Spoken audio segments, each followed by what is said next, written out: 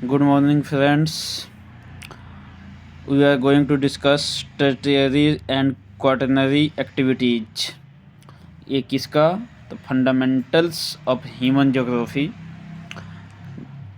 का question number 1 का 1 क्या कह रहा है कि विच one of the following is a tertiary activity. Farming तो प्राइमरी एक्टिविटी है, वीविंग सेकेंडरी एक्टिविटी है, ट्रेडिंग जो है ये टर्टियरी एक्टिविटी है, हंटिंग प्राइमरी एक्टिविटी है। तो फ्रेंड्स, आगे बढ़ने से पहले मैं एक इम्पोर्टेंट इन्फॉर्मेशन दे रहा हूँ कि इस चैनल में जो नए आए हैं वो प्लीज़ चैनल को सब्सक्राइब कर लीजिए। ये चैनल आने वाले टाइम के लिए काफ़ी यूजफुल होने जा रहा है आप सभी के लिए। आप जिस भी एग्ज़ाम का प्रिपरेशन कर रहे हैं, ज्योग्राफी लगभग सभी कॉम्पिटिटिव एग्जामिनेशन में पूछा जाता है, तो आप इस चैनल को सब्सक्राइब कर लीजिएगा तो आपको आने वाले टाइम में काफ़ी हेल्पफुल होगा। Question number 2, which one of the following activities is not a secondary sector activity. तो कह रहा है कि ये जो ऑप्शन है इसमें से कौन सेकेंडरी सेक्टर एक्टिविटी नहीं है, द्वितीयक सेक्टर के क्रियाएं नहीं हैं। आयरन स्मेल्टिंग ये द्वितीयक क्रिया के एक्टिविटी है। मेकिंग गारमेंट्स ये भी सेकेंडरी सेक्टर का क्रियाएं हैं। कैचिंग फिश जो है ये प्राइमरी एक्टिविटी है, प्राथमिक क्रियाएं हैं। बास्केट वीविंग ये भी सेकेंडरी है, सेकेंडरी एक्टिविटी। तो क्वेश्चन नंबर 2 का right answer will be B, catching fish is the right answer.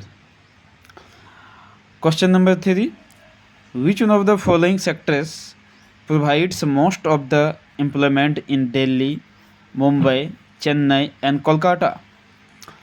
ये जो सिटीज़ है, मेट्रोपॉलिटन सिटीज, महानगर, क्या है? दिल्ली, मुंबई, चेन्नई, कोलकाता, ये सब में कौन सा सेक्टर जो है ज़्यादा एम्प्लॉयमेंट, रोजगार प्रोवाइड करता है?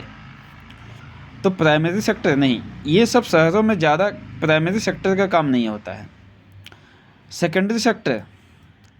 सेकेंडरी सेक्टर भी होता है, बट यहाँ कह रहा है कि मोस्ट मीन्स सबसे ज़्यादा रोजगार किस सेक्टर के लोगों को मिलता है, किस सेक्टर देता है। क्वाटरनरी ये भी है, बट ज़्यादा का बात कर रहे हैं, मोस्ट। तो हम लोग देखते हैं ये सर्विस सेक्टर, ये जो दिल्ली, मुंबई, चेन्नई, कोलकाता है, ये सब शहरों में सर्विस सेक्टर ज़्यादातर लोगों को रोजगार देती है। तो क्वेश्चन नंबर 3 का राइट आंसर जो होगा ऑप्शन नंबर डी होगा, service sector. Question number 4, jobs that involve high degrees and level of innovations are known as. वो नौकरियां जो हाई डिग्रीज और हाई लेवल का इनोवेशंस शामिल है, वो कौन सा सेक्टर में आएगा, कौन सा सेक्टर का एक्टिविटीज होगा? सेकेंडरी का नहीं, क्विनरी का होगा, क्विनरी एक्टिविटीज का ये होगा। इसमें देखिए हम लोग ठीक नहीं लगा, ये क्विनरी एक्टिविटीज होगा जिसमें high degrees and high level का इनोवेशन से शामिल होता है, वो क्विनरी एक्टिविटीज होता है। ये क्वाटरनरी में टिक लगा हुई है, नहीं होगा, ये गलत है। प्राइमरी एक्टिविटीज़ तो होगा ही नहीं। प्राइमरी एक्टिविटीज़ मीन्स जो खेती बाड़ी ये सब से जुड़ा हुआ रहता है, मीन्स रॉ मटेरियल से अटैच्ड रहता है, जो हम लोग डायरेक्ट नेचर से रिलेटेड वर्क करते हैं, वो प्राइमरी एक्टिविटीज होता है। तो क्वेश्चन नंबर 4 का right answer option number C, quinary activities. Question number 5, which one of the following activities is related to quaternary sector. ये क्वाटरनरी सेक्टर में कौन सा एक्टिविटीज जाएगा? मैन्युफैक्चरिंग, कंप्यूटर्स ये नहीं जाएगा। ये मैन्युफैक्चरिंग कंप्यूटर्स तो ये सेकेंडरी सेक्टर का एक्टिविटीज हो गया। यूनिवर्सिटी टीचिंग, ये जो है यूनिवर्सिटी टीचिंग, ये क्वाटरनरी सेक्टर में जाएगा। Paper and raw pulp production, ये भी आपका सेकेंडरी सेक्टर में जाएगा। प्रिंटिंग बुक्स, ये भी सेकेंडरी सेक्टर में जाएगा। तो क्वाटरनरी सेक्टर में कौन जाएगा? Option number C, university teaching. इस प्रकार से क्वेश्चन नंबर 5 का राइट आंसर जो होगा ऑप्शन नंबर सी होगा, university teaching. Question number 6, which one of the following statements is not true. अब यहाँ 4 स्टेटमेंट्स दिया हुआ है, इसमें से देखना है कि कौन सा स्टेटमेंट्स जो रॉन्ग है। नॉट ट्रू मीन्स गलत है, सही नहीं है। Outsourcing reduces costs and increases efficiency, yes सही बात है। आजकल इसीलिए सरकारें क्या कहता है, आउटसोर्सिंग कंपनी को दे रहा है बहुत सारे जॉब्स को। इससे क्या होता है कि कॉन्ट्रैक्ट बेसिस पर कंपनियां मतलब लेबर को और जो मैनेजर जो भी पोस्ट का उसको रिक्वायरमेंट होती है वो कॉन्ट्रैक्चुअल बेसिस पर बुलाता है कैंडिडेट्स को, और उसको काफ़ी लो पेमेंट करता है। जैसे हमारा जो गवर्नमेंट सेक्टर का भी मिनिमम जो बेसिक है 18,000 है, और उसमें DA TA medical allowance add होकर के कम से कम उसको आज का डेट में 35 से 40 हज़ार पेमेंट होती है कम से कम। बट ये आउटसोर्सिंग कंपनियां जब हायर करती है तो इतना पेमेंट नहीं देती है, 10,000 15,000 में अपना काम निकालती है। और क्या, जो उसमें जॉब करने वाला होता है आउटसोर्सिंग कंपनी के माध्यम से, उसमें एक डर भरा हुआ रहता है कि कभी भी मेरे को निकाल देगा। तो वो हमेशा अच्छा परफॉर्मेंस के साथ काम करना पसंद करता है।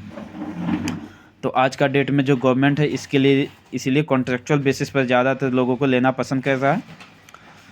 तो ये सही है कि सरकार का कॉस्ट कीमत घटाता है और एफिशिएंसी बढ़ाता है। At times engineering and manufacturing jobs can also be outsourced. हाँ, कहते आने वाले समय में इंजीनियरिंग और मैन्युफैक्चरिंग जॉब्स को भी क्या आउटसोर्स्ड किया जा सकता है? हाँ, किया जा सकता है एकदम, ये सही है। BPOs business process outsourcing have better business opportunities as compare to KPOs knowledge process outsourcing. तो ये गलत है, ये गलत है। There may be dissatisfaction among job seekers in the countries that outsource the job. सही बात है। मैंने ऑप्शन नंबर ए के टाइम में जो डिस्कस किया कि जो जॉब करना चाहता है आउटसोर्सिंग के माध्यम से उसको काफ़ी कम पेमेंट किया जाता है। उसको एक डर भरा हुआ रहता है कि कभी भी कंपनी मेरे को निकाल देगी। तो उसी के चलते क्या होता है, डिससेटिस्फैक्शन रहता है। जो जॉब सीकर्स होता है वो परमानेंट जॉब चाहता है, सरकारी जॉब चाहता है, वो जल्दी ये आउट कॉन्ट्रैक्चुअल बेसिस का जॉब चाहता नहीं है। तो इस तरह से क्वेश्चन नंबर 6 का राइट आंसर जो होगा ऑप्शन सी होगा, BPOs have better business opportunities as compare to KPOs। ये स्टेटमेंट गलत है और यहाँ हमको गलत ही स्टेटमेंट को चुनना था, नॉट ट्रू वाले को। तो इस तरह से हम लोग ये चैप्टर का MCQ देख लिए फ्रेंड्स। अगर वीडियो पसंद आया तो लाइक कर दीजिए, और आप चैनल में नए आए हैं तो चैनल को सब्सक्राइब कर लीजिए, ताकि आने वाले टाइम में जो भी आपके उपयोग के लिए वीडियो बनेगा वो आप आसानी से वीडियो को देख पाएंगे। थैंक्स।